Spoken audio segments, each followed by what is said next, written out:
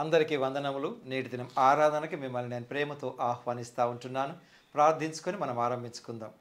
ప్రేమ కనికరము కలిగిన ప్రియ పరలోకపు తండ్రి, ఇంతవరకు ప్రభువా మీ గాయపడిన హస్తముల ద్వారా మమ్మల్ని ఆశీర్వదించి కాచి కాపాడి అన్ని విషయములలో కూడా ప్రభు సంరక్షించి మరి ముఖ్యంగా మీరు మాకు రక్షణ ఇచ్చినందుకే మీకు వందన చెల్లిస్తూ ఉంటున్నాము. ఆనందంతో గడిపే కృప ఇచ్చినందుకే మీకు వందన చెల్లిస్తూ ఉంటున్నాం. ప్రభువా ఈ యొక్క సమయంలో కొన్ని నిమిషములు మిమ్మల్ని ఆరాధించనై ఉంటుండగాను, వాక్యమును ధ్యానించనై ఉంటుండగాను, పరలోక జ్ఞానం చేత ప్రభువా వాక్యమును చూచి చదివి గ్రహించి అన్వయించుకొని కృప చూపమనియు దాని ద్వారా బలపడుతూ మీ రాకడ పర్యంతం మీ కొరకై ప్రభు ఎదురు చూచే బిడ్డలుగా మమ్మల్ని మేము సరి చేసుకొని కృప చూపమని యేసు నామములో వేడుకుంటున్నాను తండ్రి, ఆమేన్. ఒక పాట పాడి మనం ప్రభుని ఆరాధిద్దాం. ప్రియ యేసు నిర్మించితివి అనే పాట పాడి మనం ప్రభుని స్తుతిద్దాం. ప్రియ యేసు నిర్మించితివి, ప్రియమార నా హృదయం ముదమార వసించునా, హృదయాంతరంగమున ప్రియ యేసు నిర్మించితివి,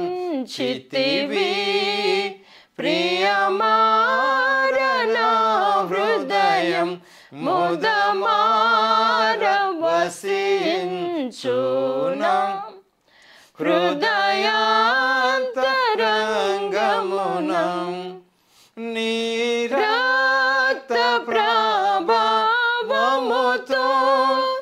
నారోత హృదయ భూను పవిత్ర పరచుము తండ్రి, ప్రతి పాపమును కడిగి పవిత్ర పరచుము తండ్రి, ప్రతి పాపమును కడిగి ప్రియ యేసు నిర్మించితివి, ప్రియమార నా హృదయం ముదమార వసించునా, హృదయాంతరంగమున ఆజాగరూకుడనైతే నిజాశ్రయంబు విడచి కరుణారసముతో నాకై కనిపెట్టితివి తండ్రి, కరుణారసముతో నాకై కనిపెట్టితివి తండ్రి, ప్రియ యేసు నిర్మించితివి, ప్రియమార నా హృదయం ముదమార వసించునా, హృదయాంతరంగమున వికసించే విశ్వాసంబు వాక్యంబును చదువగనే చేరీతి నీదు దారి కోరి నడిపించుము, చేరీతి నీదు దారి కోరి నడిపించుము, ప్రియ యేసు నిర్మించితివి, ప్రియమార నా హృదయం ముదమార వసించునా, హృదయాంతరంగమున ప్రతి చోటని సాక్షిగా ప్రభువా నేనుండునట్లు, ప్రతి చోటని సాక్షిగా ప్రభువా నేనుండునట్లు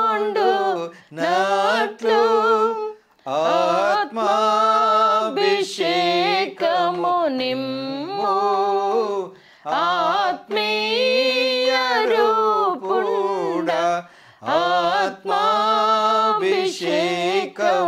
నిమ్ము ఆత్మీయ రూపుడా ప్రియ యేసు నిర్మించితివి ప్రియమారణ హృదయం ముదమారవసేచునా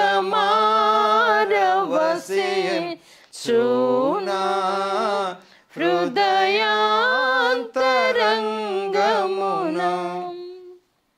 ప్రియులారా, నేటి దినము మనం ధ్యానించనైనటువంటి అంశము ప్రొటెక్టింగ్ ద గర్ల్ చైల్డ్, అంటే అమ్మాయిలను సంరక్షించట లేదా బాలికలను సంరక్షించటం. చూడండి, పరిశుద్ధ గ్రంథంలో ఆదికాండము 1:26 ప్రకారము దేవుడు తన పోలికలో అందరినీ చేసినాడు, పురుషుణ్ణి స్త్రీని, అంటే అబ్బాయిని అమ్మాయిని. కానీ ఒక్కొక్కసారి అంటే పరిస్థితులు ఏ రకంగా అంటే మనం మలుచుకున్నటువంటి పరిస్థితులు ఏ రకంగా ఉంటాయంటే అమ్మాయిలకు అంతగా విలువ ఇవ్వరండి. కొన్ని చోట్ల మరి ఒక స్త్రీ ప్రసవించి అదే స్త్రీ మరొక పాపకి అంటే అమ్మాయికి స్త్రీకి జన్మించినప్పుడు కొద్దిమంది, అందరూ కాదండి, కొద్దిమంది ఎంత విచారిస్తారంటే అమ్మాయి పుట్టింది అని. బట్ ప్రియులారా, దేవుడి వాక్య ప్రకారం అమ్మాయి అయినా అబ్బాయి అయినా ఇరువురు కూడా దేవుడిచ్చే బహుమానము, దేవుడి పోలికలో చేయబడినటువంటి వ్యక్తులు. కాబట్టి ఆ విలువనివ్వటం మనం నేర్చుకోవాలి. అంతేకాకుండా కొన్ని కుటుంబాలలో చిన్నప్పటి నుంచే తారతమ్యం, విభేదం చూపుతూ ఉంటుంటారు. అన్నయ్య వాడికి ఎక్కువ ఆహారం కావాలి, నువ్వు అమ్మాయివి, నువ్వు తక్కువ తిన్నా పర్వాలేదు అని. ఈ విభేదాలు చూపించినప్పుడు అమ్మాయిలో ఒకలాంటి మనస్తత్వం, విరక్తి కలిగే పరిస్థితులు ఏర్పడతా ఉంటాయండి.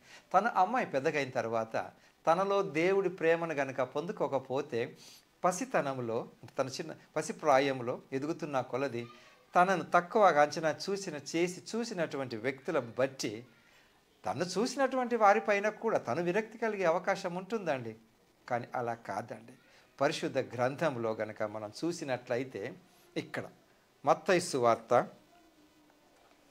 15వ అధ్యాయంలో గనక చూసినట్లయితే 21వ వచనం నుంచి ఇక్కడ యేసు అక్కడ నుండి బయలుదేరి తూరు సీదోనుల ప్రాంతములకు వెళ్ళగా, ఇదిగో ఆ ప్రాంతముల నుండి కనాను స్త్రీ ఒకటి వచ్చి, ప్రభువా, దావీదు కుమారుడా, నన్ను కరుణింపుము, నా కుమార్తె దయ్యము పట్టి బహు బాధపడుచున్నదని కేకలు వేసెను.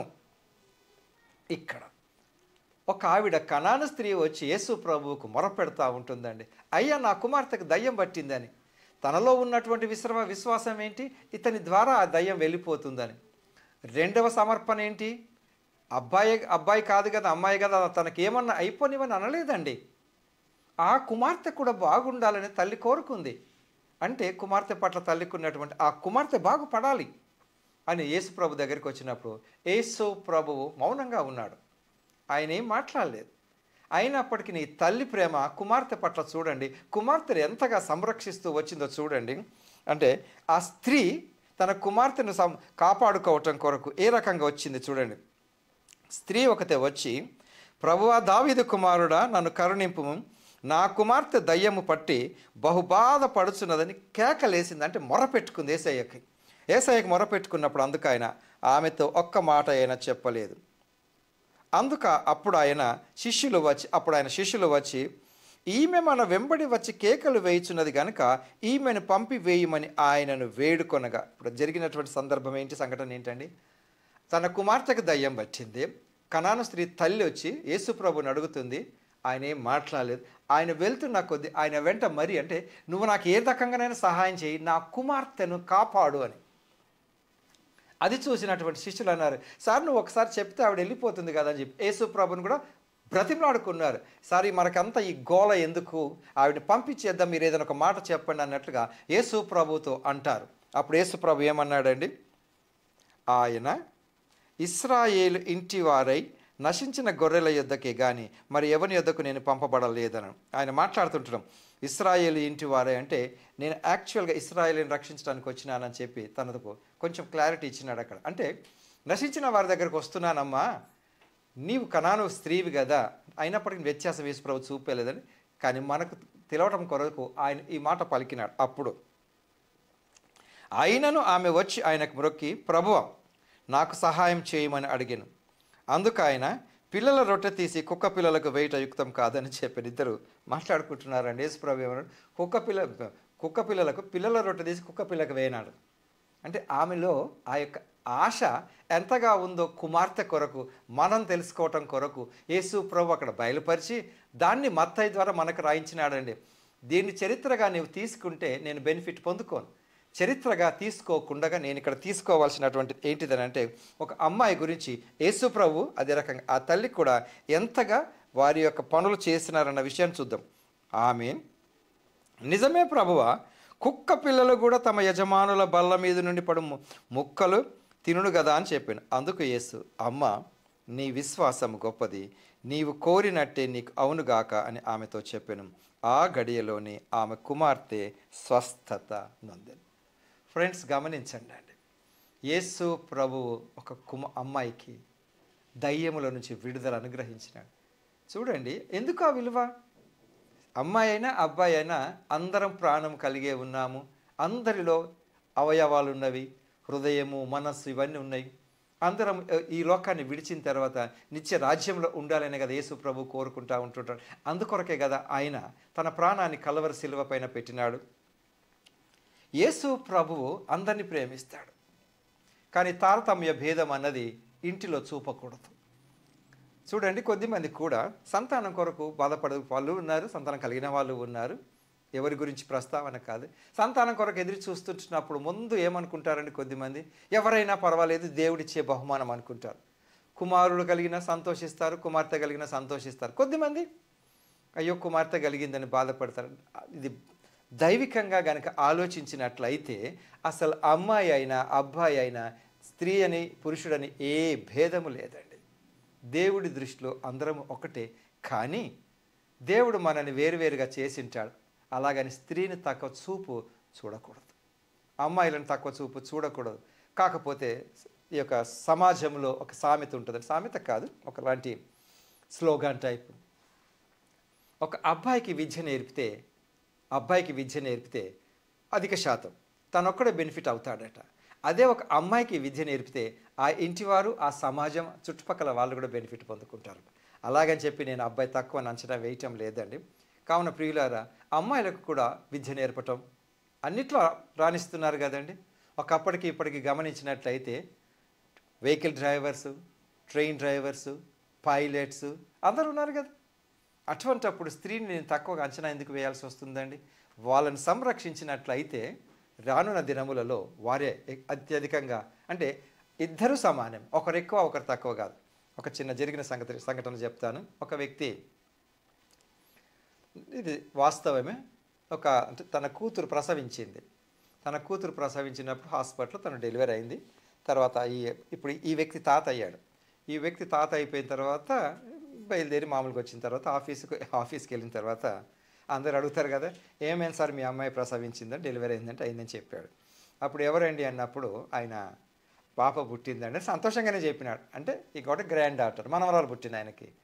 వెంటనే ఆఫీస్లో అతని కొలీగ్స్ ఇద్దరు సంతోషించి, సంతోషం సార్, మీరు చనిపోయినప్పుడు ఏడవటానికి మీకు కనీసం ఒక్కరని ఉంటారు. అంటే అమ్మాయిలు అన్నవాళ్ళు ఒకరు చనిపోయిన దగ్గర, మృత్యువు దగ్గర అంటే వచ్చి ఏడవటానికి ఉంటారు అన్నది చూసినారండి. అది అంత గొప్ప మాట.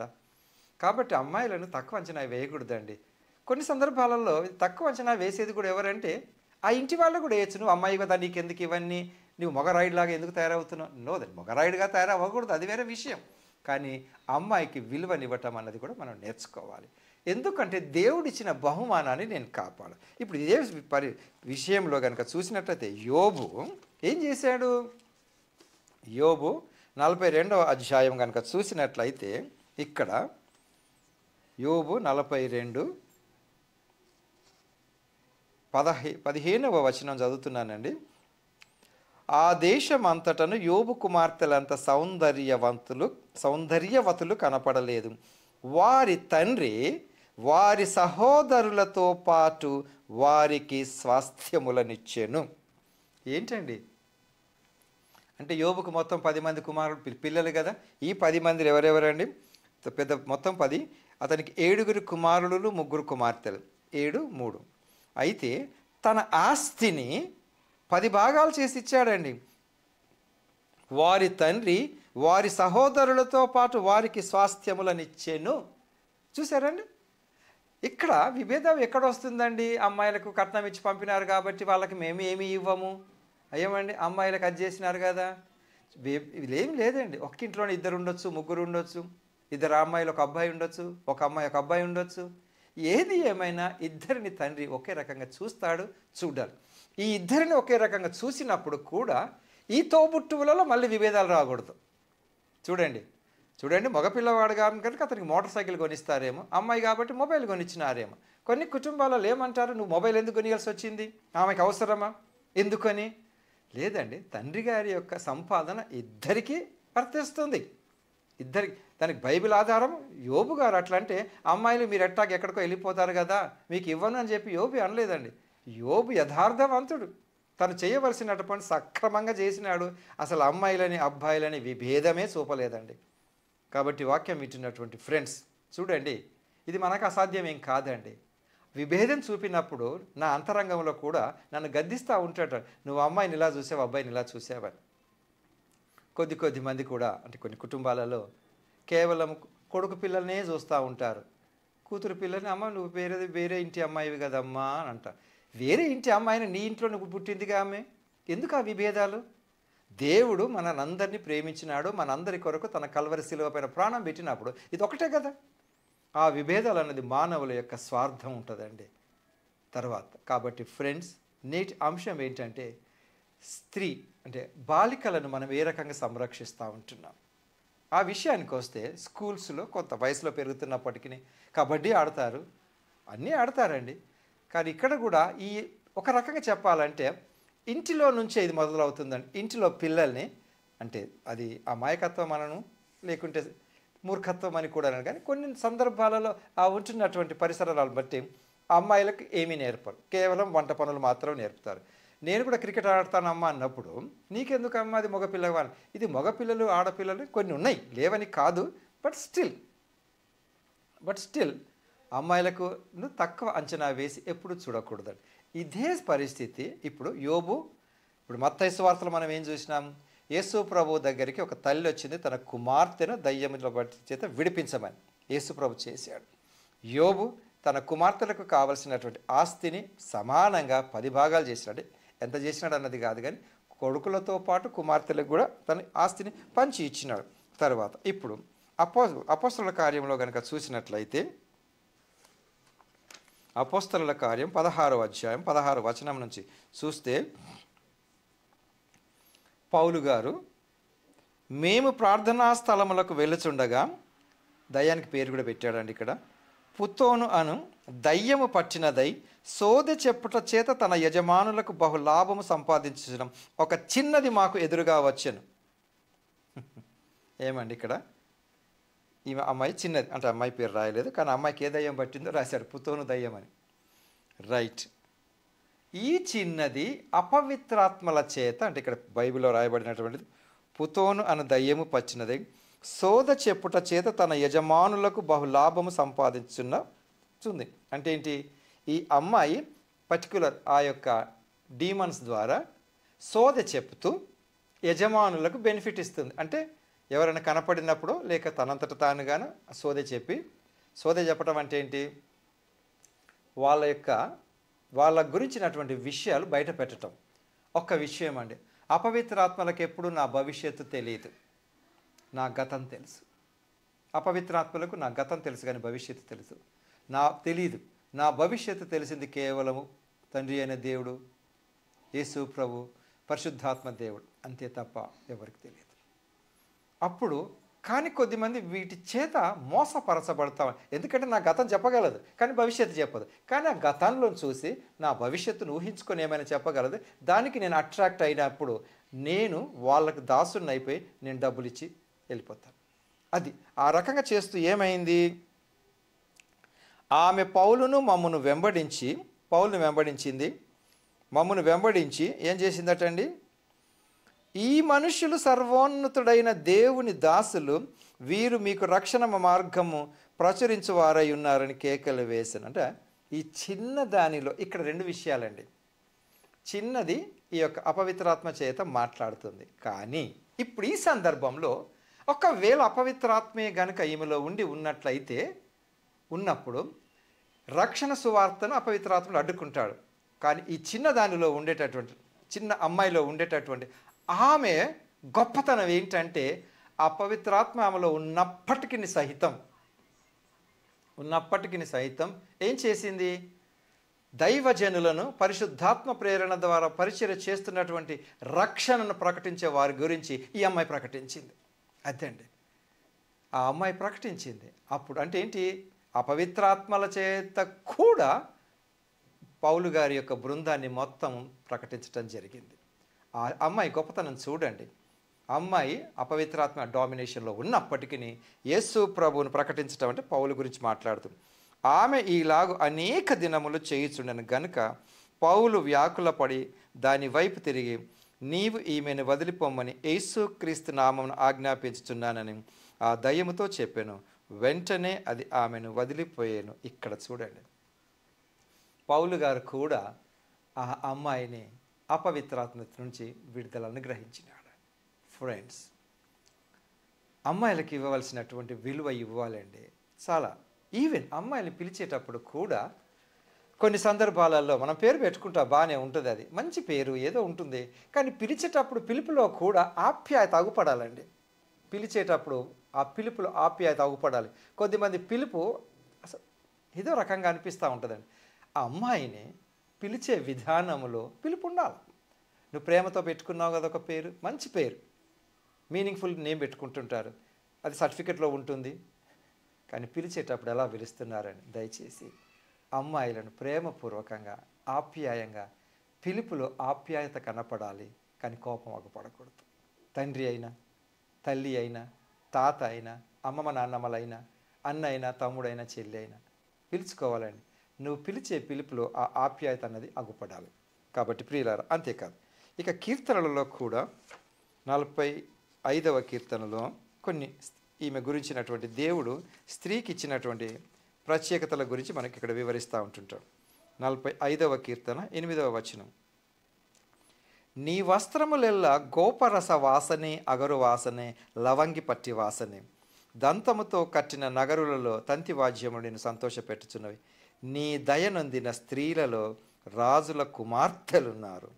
రాణి ఓఫీర్ అపరంజితో అలంకరించుకొని నీ కుడి పార్శ్వమున నిలుచున్నది. ఇక్కడ ప్రత్యేకత ఒకటి ఏంటంటే, అలంకరణ ఎప్పుడైనా కూడా ఒక ఇంటికి చూడండి, మగపిల్లలున్న ఇల్లు వేరుగా కనపడుతుంది, అమ్మాయిలున్న ఇల్లు వేరుగా కనపడుతుంది.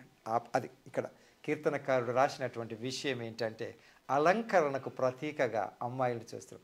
ఒక చిన్న అమ్మాయి ఉందనుకోండి, మీకు అంటే ఏజ్తో పని లేదు, 5, 6, 7, 8, 9, 10, 11, 12, తను ఎప్పుడు అలంకరించుకోవడానికి, గాజులు వేసుకోవడానికి, తల దూకోవడానికి, క్లిప్ పెట్టుకోవడానికి, పువ్వులు పెట్టుకోవడానికి, తర్వాత ఒక రకమైనటువంటి దుస్తులు ధరించడానికి, అలంకరించుకోవటానికి, అలంకరణకు ప్రతీక. కాబట్టి అమ్మాయిలు అలంకరణకు ప్రతీక. చూడండి, అది మరీ ఓవర్ అయితే అది వేరే విషయం.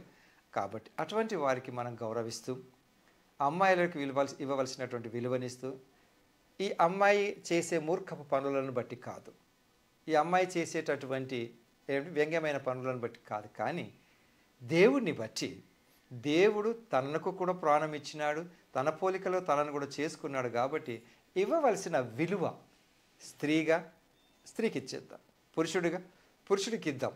బాధ్యతలు వేరు వేరు, మనం చేసే పనులు వేరు. కాబట్టి వాక్యం వింటున్న ప్రతి ఒక్కరు కూడా దయచేసి గమనిద్దాం, పాటిద్దాం. తప్పకుండా అమ్మాయిలకి ఇచ్చే గౌరవం మనకు అమ్మాయిలకి ఇద్దాం. జీవిత అనుభవంలో వారు ఎలా ఎదగాలో పెద్దవాళ్ళు ఇంట్లో నేర్పిద్దాం.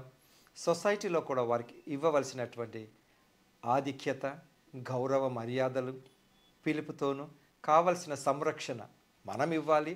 మన పట్ల నమ్మకం కలిగినప్పుడు నాకు సంరక్షణ ఉంది అన్న నమ్మకం పిల్లలలో కూడా కలగాలి. అట్టి కృప దేవుడు మనకు దయచేయునుగాక. ప్రార్థించుకుందాం. ప్రేమ కనికరం కలిగిన ప్రియ పరలోకపు తండ్రి, ఇంతవరకు మీరు మాతో మాట్లాడిన విధానమును బట్టి మీకు వందనములు. అవును ప్రభువా, మీ పోలికలోనే పురుషుణ్ణి స్త్రీని ఇద్దరిని చేసినారు.